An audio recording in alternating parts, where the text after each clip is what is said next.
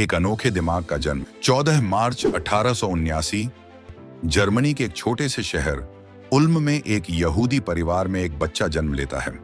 माता पिता को उम्मीद थी कि यह बच्चा आम बच्चों की तरह जल्दी बोलना और चलना सीखेगा, लेकिन कुछ अजीब था। एल्बर्ट आइंस्टीन का विकास धीमा था। वे 4 साल की उम्र तक ठीक से बोल नहीं पाते थे। जब वे पहली बार बोले तो माता पिता हैरान रह गए। उन्होंने सीधा सवाल किया, यह घड़ी कैसे काम करती है? यह पहला संकेत था कि यह बच्चा साधारण नहीं था। बचपन में आइंस्टीन के माता पिता और शिक्षक चिंतित थे। उनके स्कूल के शिक्षक उन्हें धीमा और बेकार छात्र मानते थे, लेकिन कोई नहीं जानता था कि उनके दिमाग में पूरी ब्रह्मांड को समझने की जिज्ञासा पल रही थी। क्यों था आइंस्टीन का दिमाग अलग? आइंस्टीन के दिमाग को लेकर वैज्ञानिक आज भी हैरान हैं। जब उनकी मृत्यु हुई तो डॉक्टर थॉमस स्टोल्ट्ज हार्वे ने उनके परिवार की अनुमति के बिना उनका दिमाग निकाल लिया और गुप्त रूप से उसका अध्ययन करने लगा। शोध के दौरान यह पता चला कि आइंस्टीन के मस्तिष्क की सेरेब्रल कॉर्टेक्स अधिक घनी थी, जिससे उनकी सोचने और गणना करने की क्षमता ज्यादा तेज थी। उनके दिमाग में सिल्वियन फिशर नामक दरार नहीं थी, जिससे उनका दिमाग अलग अलग क्षेत्रों के बीच तेजी से कनेक्शन बना सकता था। उनके पैरेटल लोब अन्य लोगों की तुलना में 15% बड़ा था, जो गणितीय और स्थानिक कल्पना से जुड़ा होता है। क्या यह किसी दैवीय शक्ति का असर था?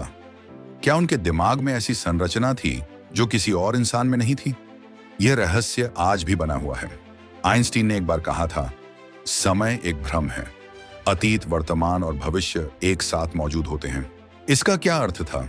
1905 में उन्होंने सापेक्षता सिद्धांत, थियोरी ऑफ रिलेटिविटी दिया, जिसमें उन्होंने कहा कि अगर कोई वस्तु प्रकाश की गति से यात्रा करे तो उसके लिए समय धीमा हो जाएगा। अगर कोई वस्तु ब्लैक होल के पास जाए तो उसके लिए समय लगभग रुक जाएगा।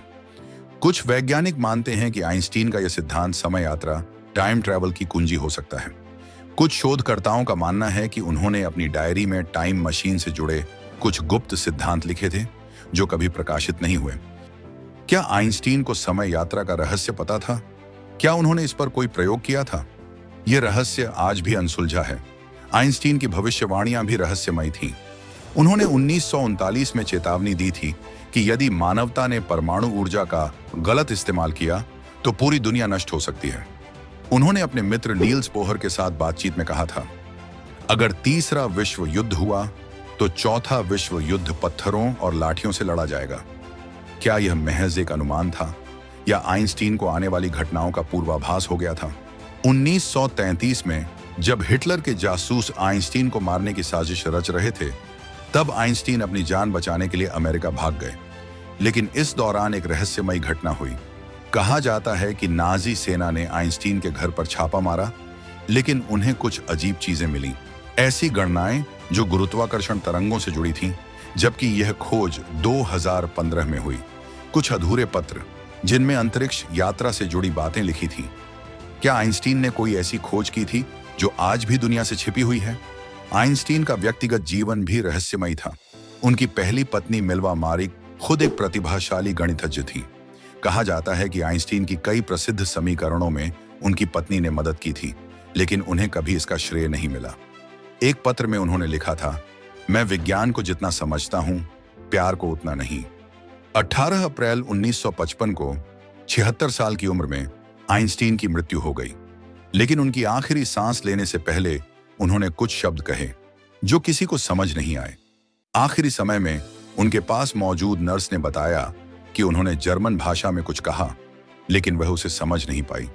क्या आइंस्टीन कोई गुप्त संदेश छोड़ गए थे? क्या वह ब्रह्मांड का अंतिम रहस्य था जिसे वह दुनिया को बताना चाहते थे? उनकी मृत्यु के बाद भी उनका जीवन अनसुलझे रहस्यों से भरा हुआ है। आइंस्टीन ने एक बार कहा था, कल्पना ज्ञान से ज्यादा महत्वपूर्ण है।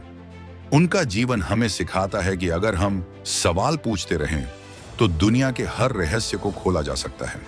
लेकिन क्या आइंस्टीन ने वाकई सभी रहस्यों को खोल दिया था, या कुछ बातें अभी भी छिपी हुई हैं? ये सवाल आज भी बना हुआ है।